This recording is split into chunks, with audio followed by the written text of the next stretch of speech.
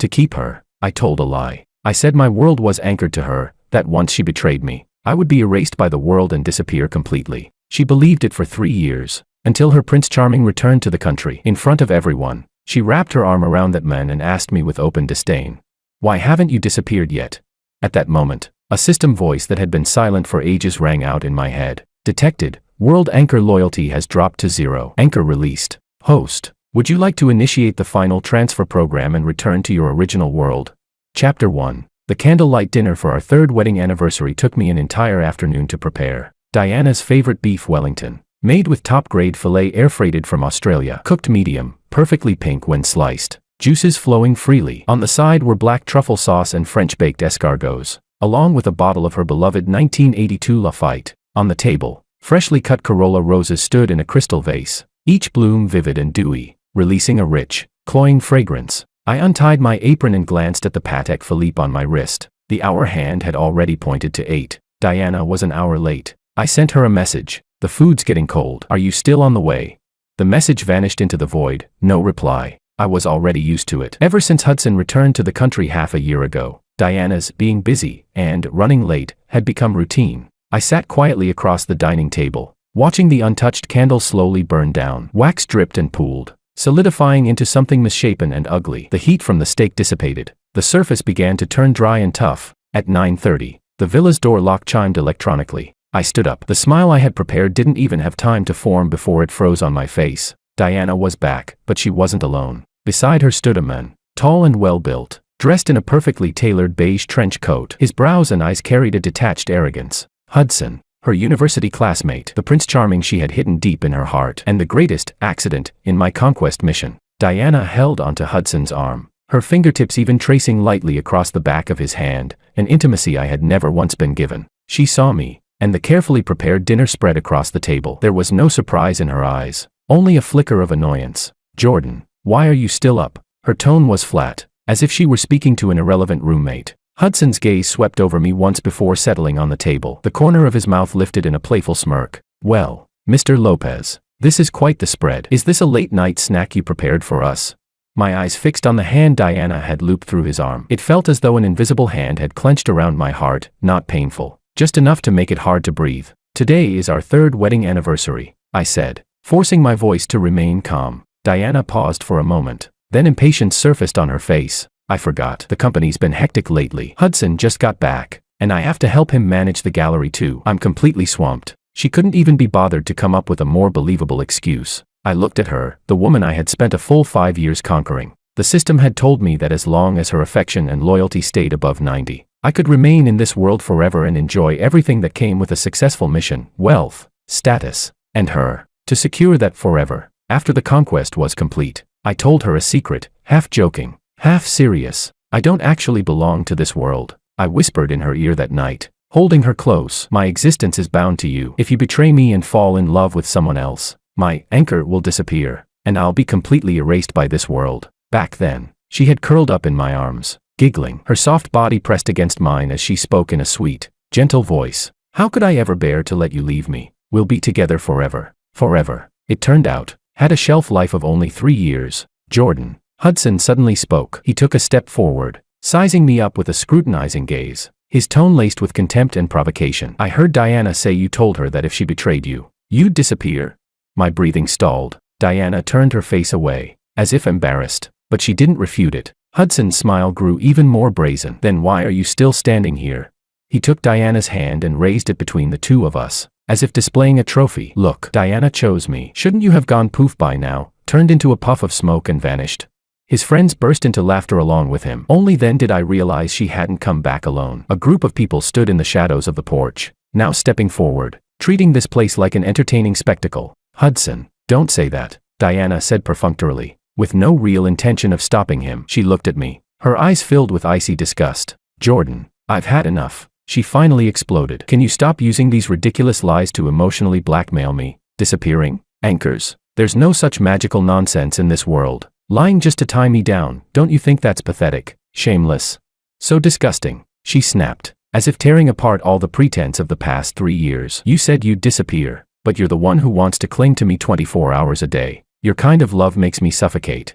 Every word was like a blade dipped in ice, striking with precision at my most vulnerable places. I looked at her, at the beautiful face now filled with a revulsion I had never seen before. I looked at Hudson beside her, wearing the unmistakable posture of a victor. I looked at the surrounding eyes, eager for drama. I felt no pain in my heart, only a hollow ringing. I looked at her as if she were a faded painting. When the conquest mission was completed, the system had rewarded me with 50 billion in assets, a world-leading game company, and permanent residency in this world. I handed the company over to professional managers and stepped behind the scenes, washing my hands of ambition to cook for her, to be the perfect husband. I bought her this top-floor mansion overlooking the entire city's nightscape, because she said she liked watching the stars. I opened a Michelin 3-star restaurant for her and named it Moonlight Kitchen, because she said she loved the food I made. Everything I did for her, in her eyes, was nothing more than a way to tie her down. A disgusting entanglement. So this was the truth. Love obtained through conquest was nothing but an illusion,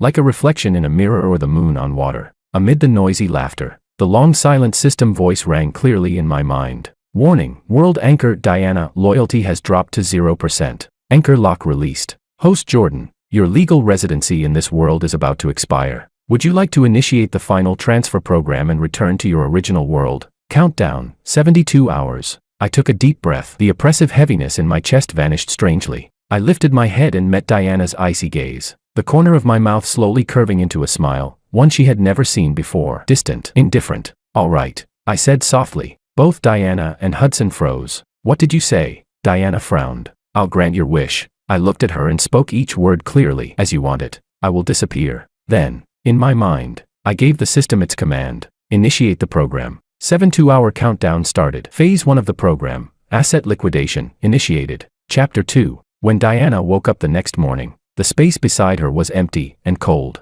without the slightest trace of having been slept in. Her head throbbed from a hangover, rubbing her temples. She sat up and noticed how unnaturally neat the master bedroom was. In the walk-in closet, Jordan's half, every piece of clothing, every watch, every accessory, was gone, as if this person had never lived here at all. A flicker of unease crossed Diana's mind, but it was quickly replaced by irritation. Playing the runaway act again, she scoffed, picking up her phone. She had gone wild the night before, drinking in the living room with Hudson and their friends until late. Hudson had been sent home by his friends in the end, while she herself had passed out on the sofa. Had Jordan carried her back to the bedroom? She couldn't remember. All she remembered was Jordan's strange smile, and that sentence, I will disappear. Now it seemed like nothing more than a childish tantrum from a man humiliated after his lies were exposed. Unbothered, she walked into the bathroom to get ready, when her phone suddenly vibrated. An official email from the Real Estate Transaction Center. Dear Ms. Diana, the property jointly registered under your name and Mr. Jordan, located at Garden 1, Building A, top floor unit, has been unilaterally placed into an emergency sale process by Mr. Jordan.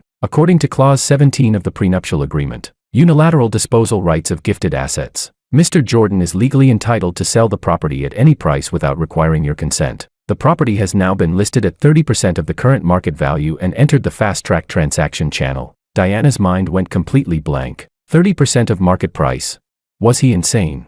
This house had been purchased by Jordan when they got married. It was worth 300 million. Both their names were on the deed. But since Jordan had paid in full, there really was an additional clause in the prenuptial agreement, one she hadn't even bothered to read at the time. She had always thought it was just meaningless paperwork. She immediately dialed Jordan's number. What answered her was a cold, mechanical female voice. The number you have dialed is powered off. She then sent him a message through social media. A red exclamation mark popped up. You have been blocked by this user. A sense of panic she had never felt before spread rapidly from the bottom of her heart, like creeping vines. This wasn't Jordan's style. In the past, no matter how unreasonable she was during their arguments, he would at most go silent for a day. The very next morning, he would always prepare breakfast and smile at her as if nothing had happened. He never turned off his phone, and he never blocked her. Diana didn't even bother washing up. She hurriedly changed clothes and rushed out of the bedroom. The living room had already been cleaned up from last night's mess, though a faint smell of alcohol still lingered in the air. The bouquet of white roses Hudson had given her had been casually tossed into the trash can,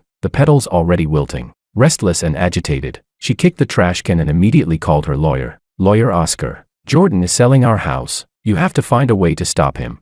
There was a brief silence on the other end before the lawyer replied in a heavy tone. Ms. Diana, I'm afraid that will be difficult. This prenuptial agreement carries full legal force. Mr. Lopez's actions are lawful, and at a 30% price, the property will attract a large number of buyers within 24 hours. Once a contract is signed, There will be no turning back. How could this happen? Diana's hand trembled as she gripped the phone. Suddenly, Diana remembered something. She rushed to the safe by the entryway and frantically entered the code. The safe opened, empty. The property deeds, her jewelry, several important documents, all gone. No, one thing was left behind. A small velvet box. With trembling hands, Diana opened it. Inside was the diamond ring Jordan had used to propose to her, Eternal Heart. Pressed beneath the ring was a note, written in Jordan's bold, unrestrained handwriting. A keepsake. That single line felt like a loud slap across her face. This wasn't a fit of anger. It felt more like a farewell, cold, deliberate, and cruelly calm. Just then, her phone rang again. It was her best friend.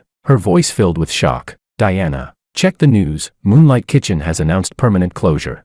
Diana's mind buzzed. She immediately opened the financial news. The front page headline, stark and black, was impossible to ignore. Michelin 3-star legend comes to an end. Moonlight Kitchen, founder announces permanent shutdown. All employees receive triple annual salary compensation. Moonlight Kitchen, Jordan's wedding gift to her, because she had said she wanted to eat his cooking whenever she liked. He had built this temple of fine dining just for her. The restaurant didn't accept public reservations. It served only her and her friends. It was the center of her social circle, the ultimate embodiment of her vanity. Countless socialites had fought tooth and nail just to get an invitation from Diana, to dine there once, to take a photo. Now, it was gone. In the news footage, the restaurant's general manager bowed deeply to the camera. This was Mr. Lopez's decision, he said. He stated that the original purpose for opening the restaurant no longer exists. Therefore, there is no reason to continue. The purpose no longer exists.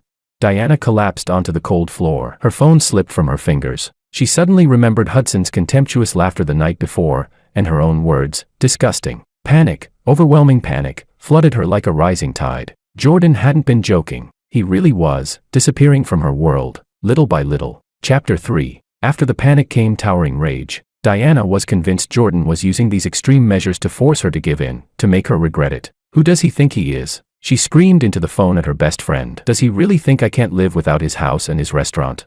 Her friend tried to calm her down carefully. Diana, don't get angry yet. This time, Jordan seemed serious. Maybe you said things a little too harshly. I was telling the truth. Diana shrieked. How has he treated me these past 3 years? Always monitoring me, interfering in everything. He had to know my schedule, review my friends, calling it concern, when it was really just control. I've had enough.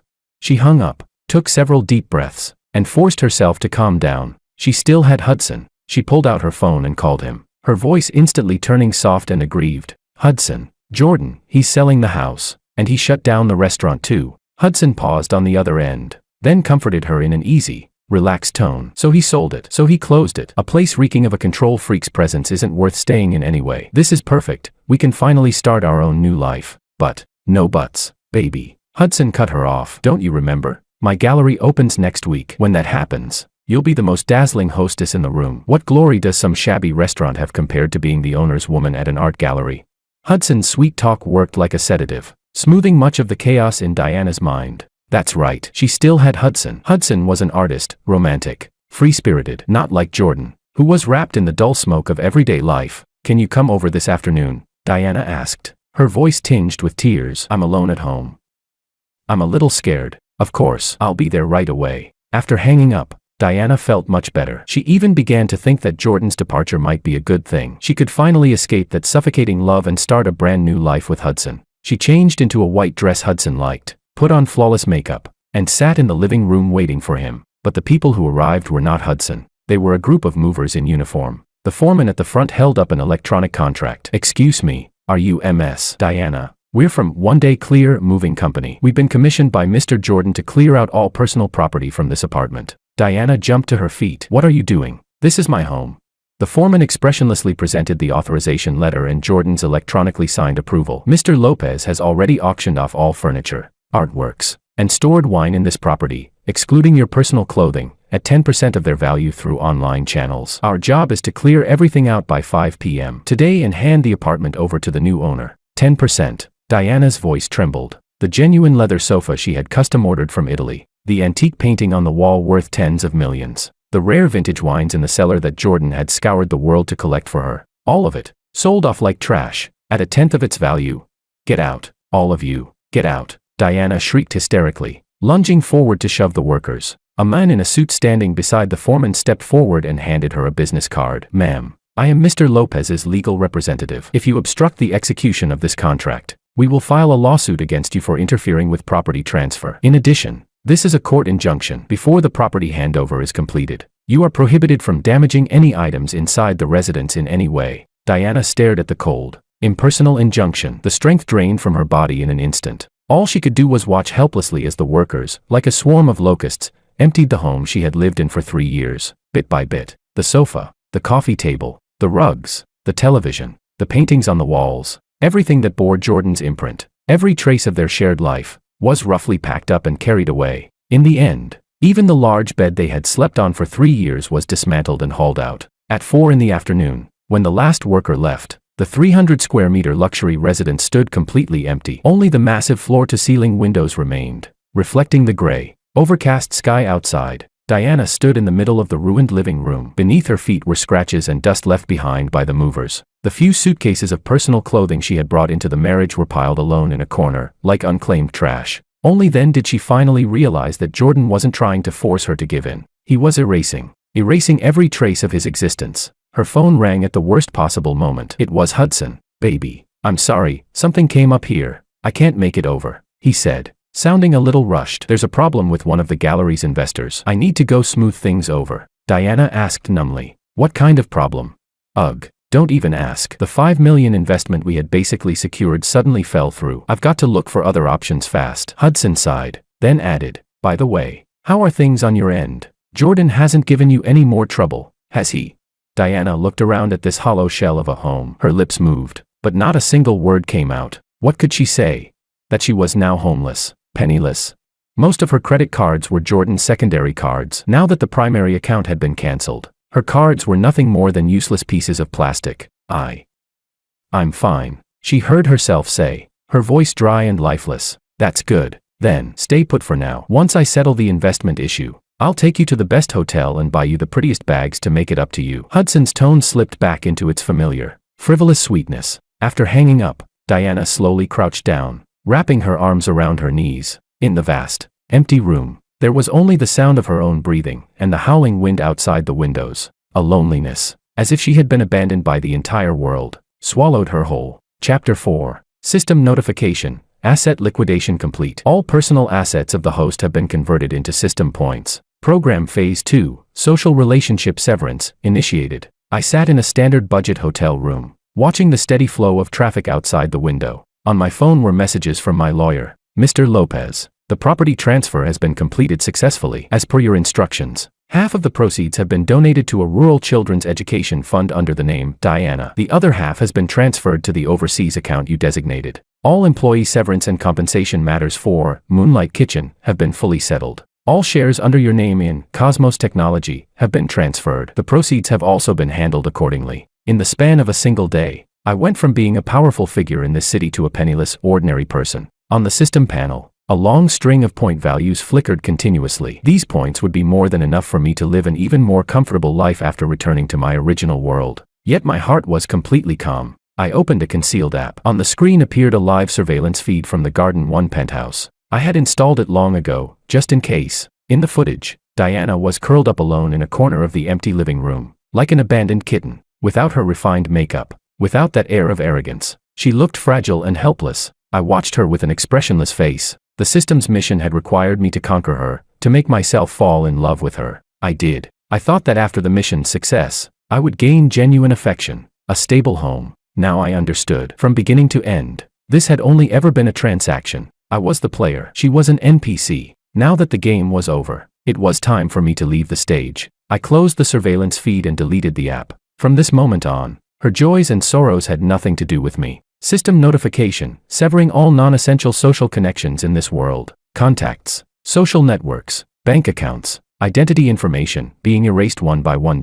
Estimated time, 48 hours. My phone began automatically deleting contacts, logging out of every social account, canceling memberships and subscriptions. One familiar name after another vanished. One memory after another was wiped away. Finally, the screen went black. The phone reduced to nothing more than a useless slab of metal. The world became quiet, unprecedentedly so. Elsewhere, Diana sat alone in the empty house for an entire night. The next day, The new homeowner came to the door and politely asked her to leave. Dragging 2 suitcases, Diana stood in a daze at the entrance of Garden 1, looking around helplessly. Where could she go? Back to her parents' home. She had fallen out with her family over marrying Jordan and hadn't contacted them for 2 years. A hotel. Only then did she realize that aside from her phone and a few now invalid credit cards, she didn't even have a single dollar in cash on her. She had no choice but to call Hudson again. This time, the phone rang for a long while before it was answered. Hello. Hudson's voice was impatient. The background was noisy, like a KTV. Hudson, I don't have anywhere to go. Diana's pride made the words hard to say. What do you mean nowhere to go? Your place is huge. The house. Jordan sold it. I've been kicked out. Silence fell on the other end. After a long while, Hudson finally spoke. Then just find a hotel to stay in. What's the big deal?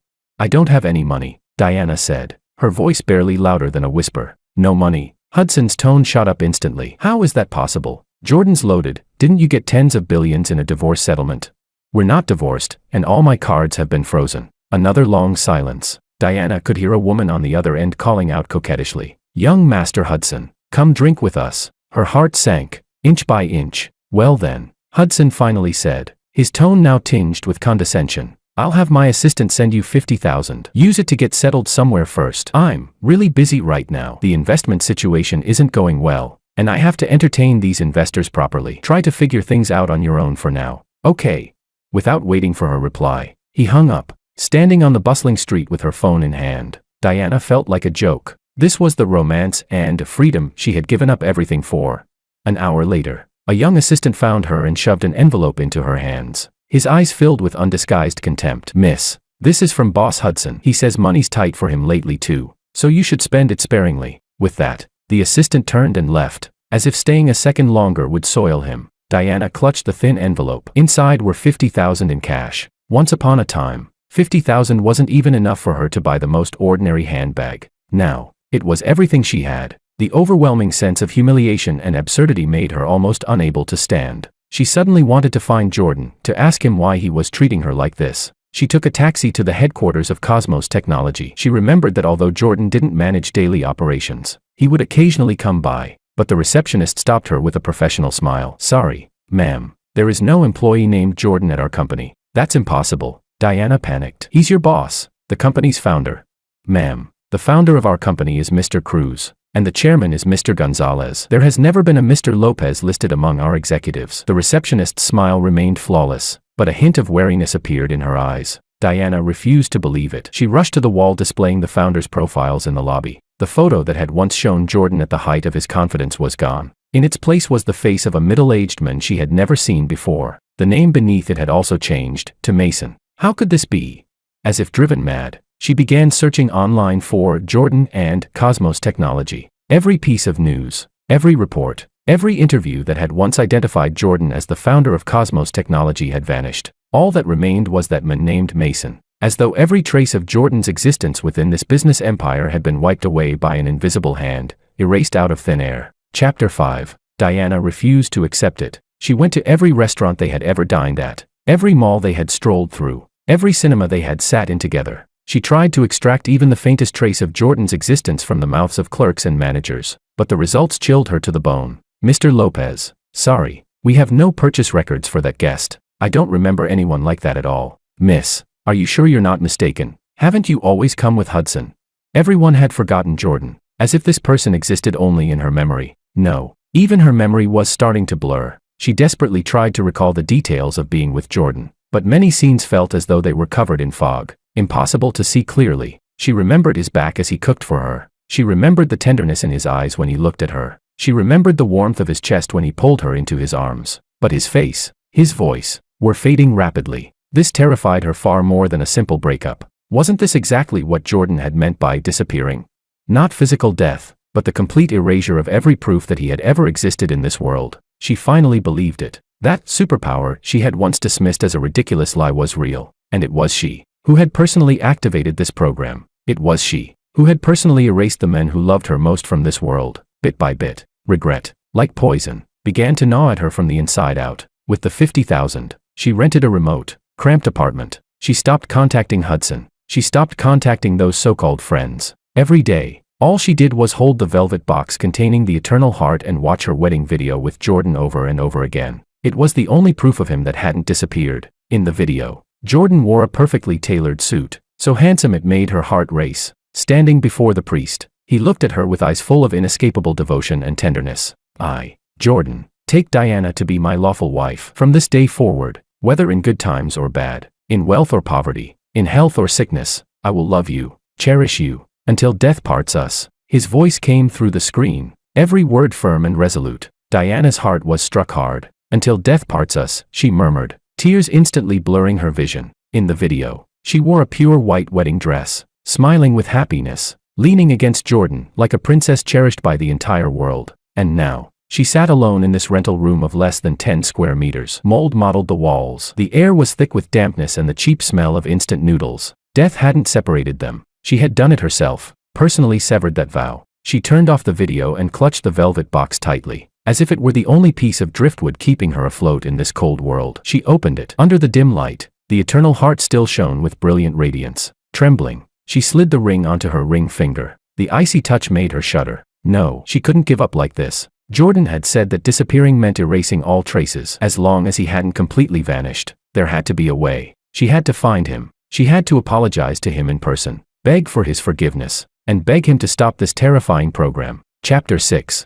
Early the next morning, Diana used what little money she had left to buy a bus ticket to the suburban industrial district. She remembered Jordan once telling her that he had an old private studio there. It was a place he had rented during the early days of his startup. Even after the company took off, he had never given it up, saying it was where his original intention began. She had never gone there. She had found the place remote and run down. But now, it was her last hope. The bus rattled along. Outside the window, the scenery shifted from clusters of skyscrapers to low factory buildings and stretches of desolate grassland. Diana's heart sank with every passing mile.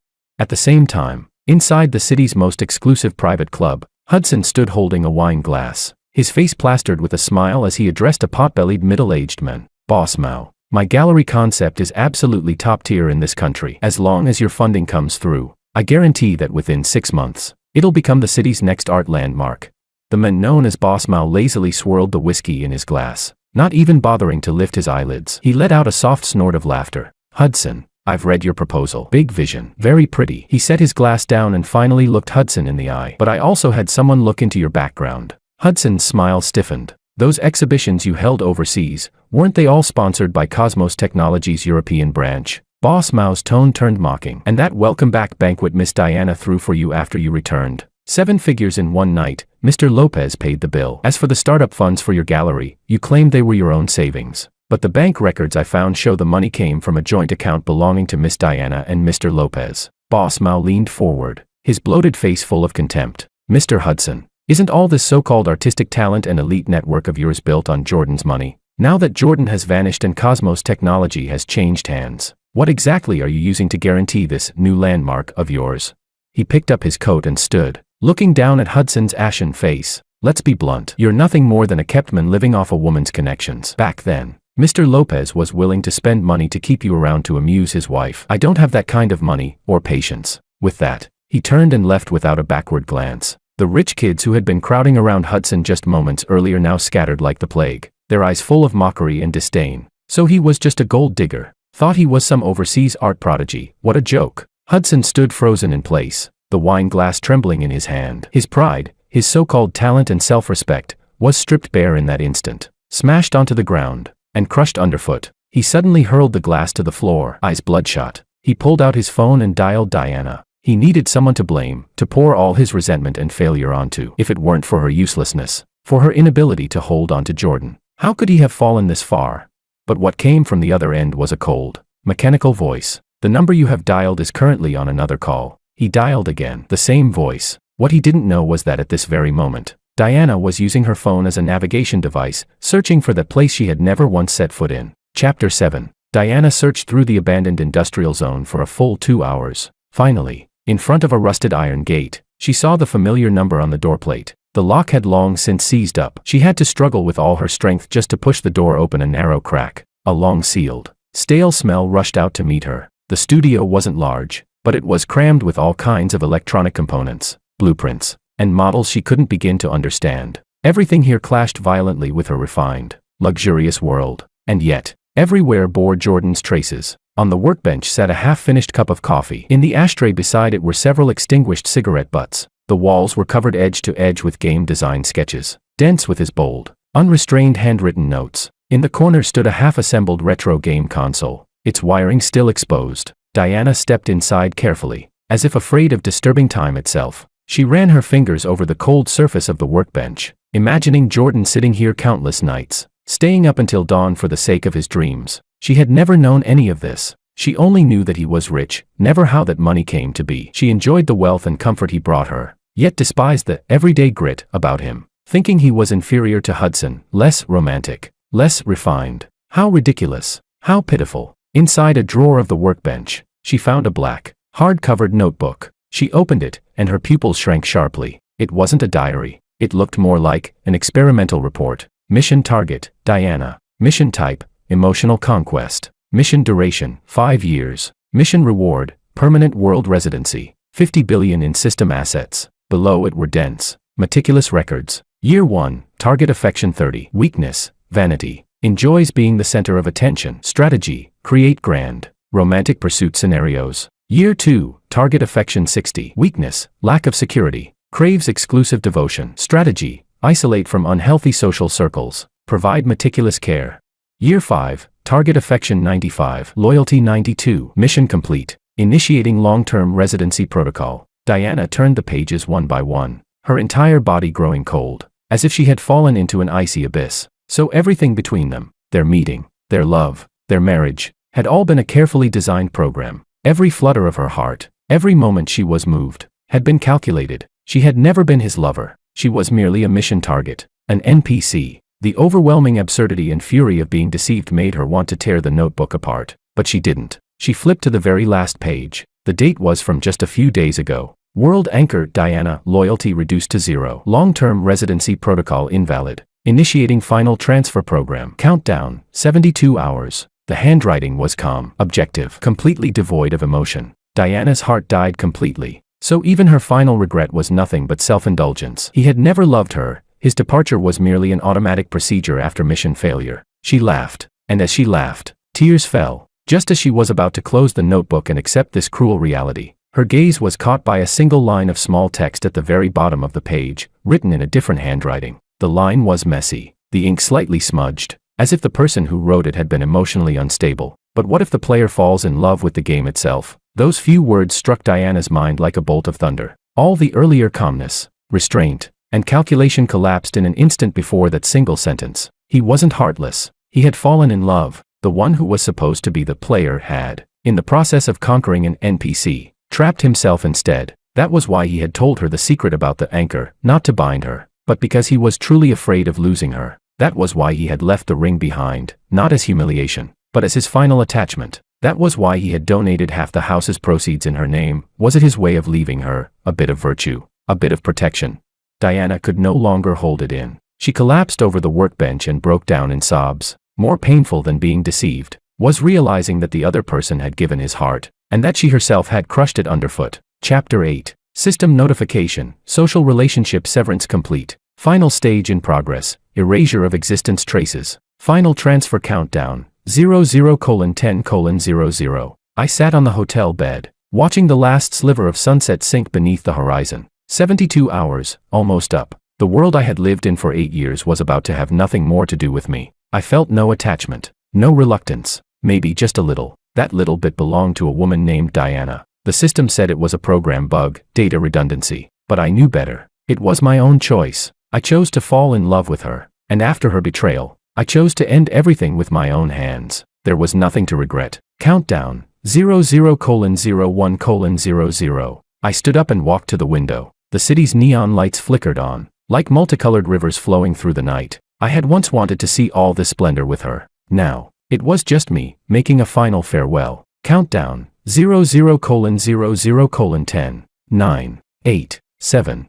At that moment, the backup phone in my pocket, one that should have long since run out of battery and shut down, suddenly began vibrating violently. I took it out. On the screen was neither a call nor a message. It was a forcibly popped-up window. Inside it was the surveillance feed from that long-abandoned studio. Diana was slumped over the desk, crying until she was nearly torn apart. In her hands, she clutched my black notebook tightly. She had found the place. She had seen that sentence. My heart, the heart I thought had already gone still like dead water, suddenly thudded hard, without warning. 3. I saw her lift her head. Her tear-streaked face was filled with endless despair and regret. She opened her mouth and silently called my name. 2. 1. Transfer program initiated. A burst of white light exploded before my eyes.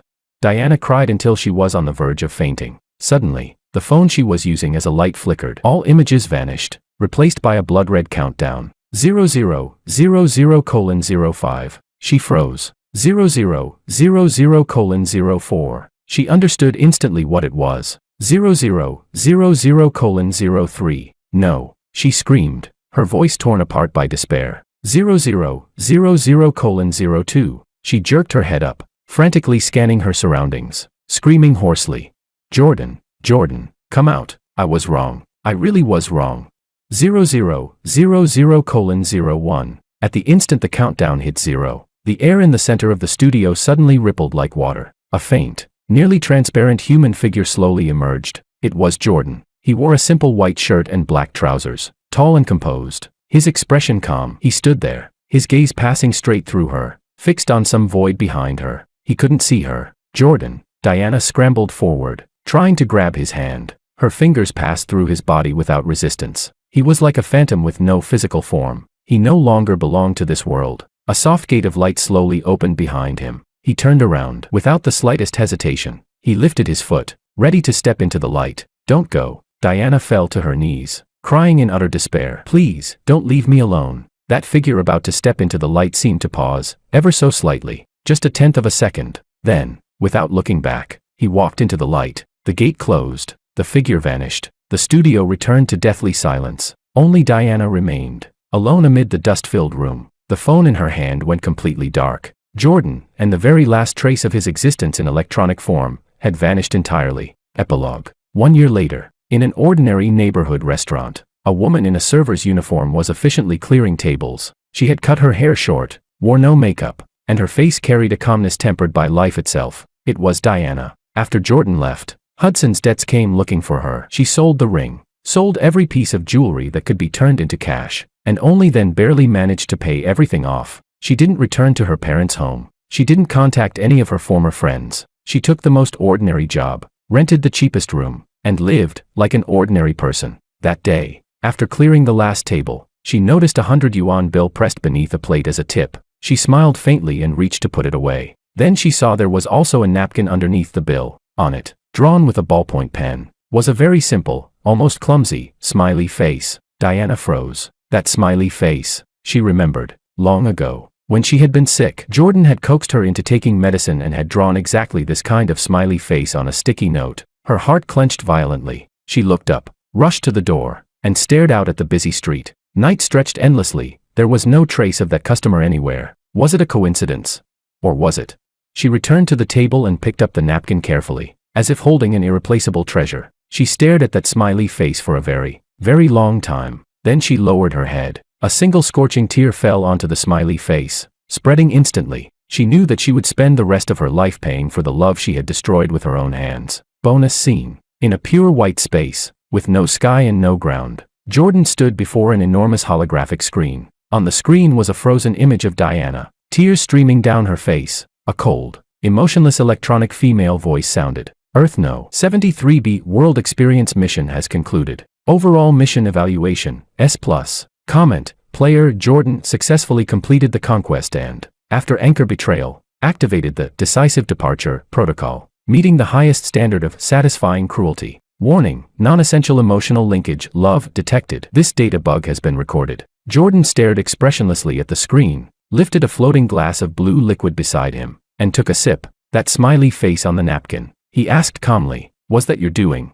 System, according to emotional model projections, this action can raise the target's regret value to its peak and permanently lock it in, contributing to a higher final mission score. Is that so? Jordan's tone revealed no emotion. System, player Jordan, would you like to initiate the memory formatting procedure to erase the emotional data bug generated during this mission? Jordan looked at the woman silently crying in the small restaurant on the screen for a long time. The space fell completely silent. No, he finally said, his voice very soft. Leave it. System, command confirmed. Jordan turned away, no longer looking at the screen. Get things ready, he said. Start the next mission.